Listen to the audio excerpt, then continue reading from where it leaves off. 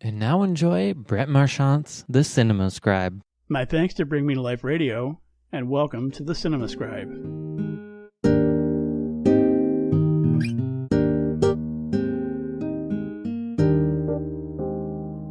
It's been said that the ability to make others laugh is one of the greatest gifts anyone can possess.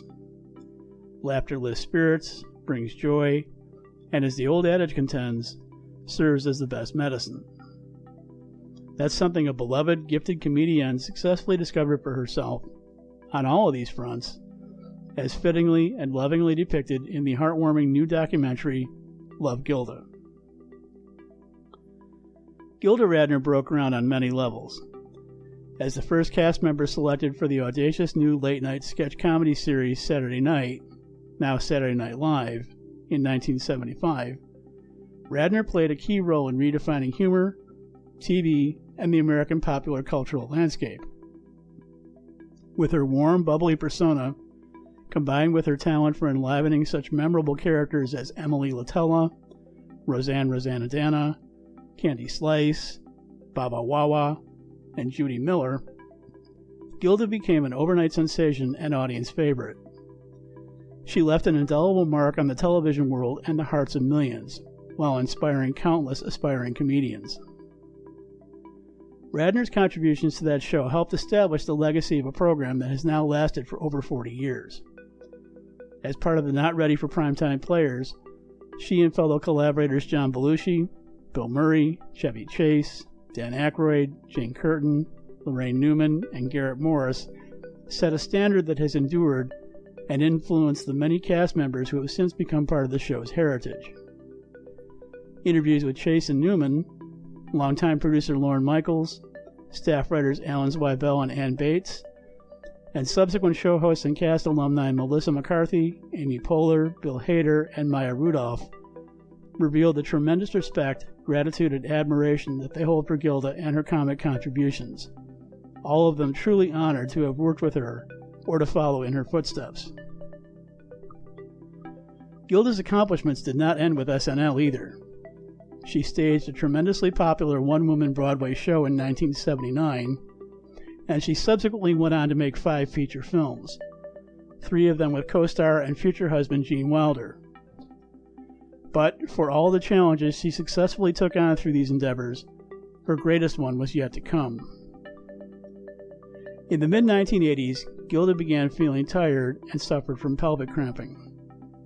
She sought medical help, which repeatedly concluded that everything was fine. However, as a subsequent CAT scan revealed, there was something very wrong. Gilda was diagnosed with stage 4 ovarian cancer.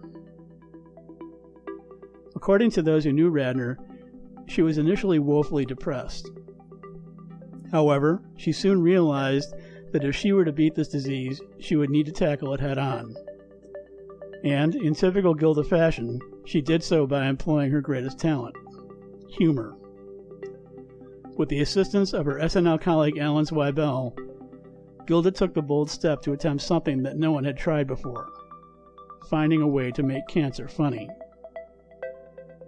Given the prevailing taboo about laughing at a debilitating, often fatal illness, Gilda took a big risk with this venture. But, believing she had nothing to lose, she moved forward with her plan, making a critically acclaimed appearance on the comedy series It's Garry Shandling's Show in 1987, in which she lampooned her illness. This cutting-edge material raised some eyebrows, but it also successfully challenged one of life's seemingly untouchable sacred cows. Gilda had thus broken through yet another barrier, the first comic ever to do so. Unfortunately, Radner's appearance on that show was her last time on TV. Even though the disease had apparently gone into remission, it came back.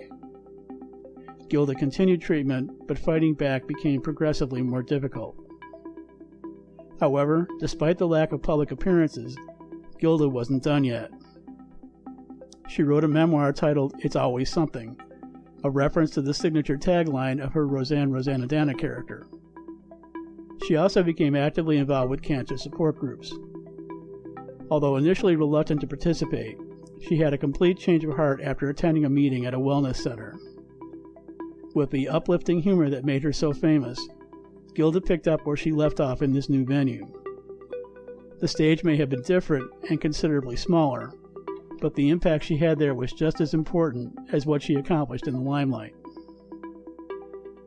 Through her involvement with these support outlets, Gilda left an impact that's still being felt to this day.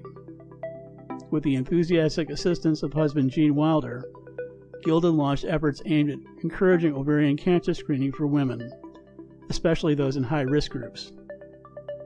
Her courageous battle against her illness also inspired the formation of Gilda's Club, a nationwide network of affiliated clubhouses where cancer patients and their families and friends can meet to offer one another support and to discuss their circumstances. Thankfully, Gilda's spirit lives on through these programs and institutions, and because of that, she continues to prove, as she did in all of her other endeavors, that laughter truly is the best medicine. Although she died young, Gilda packed a lot of living into her 42 years, and much of it involved her doing what she wanted to do. Despite the sometimes unfavorable conditions that dogged her at various times in her life, she overcame these circumstances by doing what she did best, successfully drawing on her talents and abilities. She was so proficient at this, both personally and professionally in fact, that virtually everything she undertook succeeded brilliantly. Like the protagonist herself, it's hard not to love Gilda. This heartfelt tribute to one of the comedy greats of the last century pays sincere homage to her body of work through footage of her routines and the recollections of those who knew her or followed in her footsteps.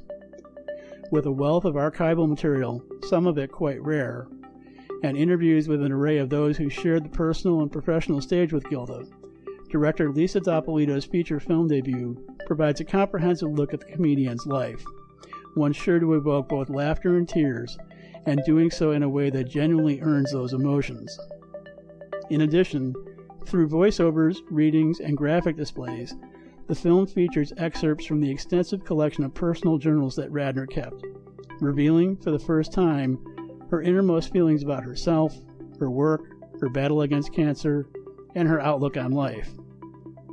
Through this combination of elements, Gilda comes back to life, even though in many ways, it always felt like she's never left us. We're all a little better off for having had this loving and laughing spirit spend some time with us, no matter how short, on this plane of existence. She made us smile, she made us cry, but she also made us happy, and we can never thank her enough for that. I'm Brent Marchant, the Cinema Scribe. Thanks for listening. A lifelong movie fan and longtime student of metaphysics, Cinema Scribe Brent Marchant is the award-winning author of Get the Picture, Conscious Creation Goes to the Movies, Consciously Created Cinema, The Movie Lover's Guide to the Law of Attraction, and Third Reel Conscious Creation Goes Back to the Movies, all of which provide reader-friendly looks at how the practice of conscious creation, also known as the Law of Attraction, is illustrated through film. Brett maintains an ongoing blog about metaphysical cinema and other self-empowerment topics through his website www.brentmarchant.com. He's also the movie correspondent for the Good Radio Network and New Consciousness Review magazine and radio, with additional writing contributions to Smart Women's Empowerment, The Happy Guide, Library Journal, BeliefNet, Vivid Life, New Age News, and Master Heart magazine. Brett holds a BA in magazine journalism and history from Syracuse University. Again, check him out at www.brentmarchant.com.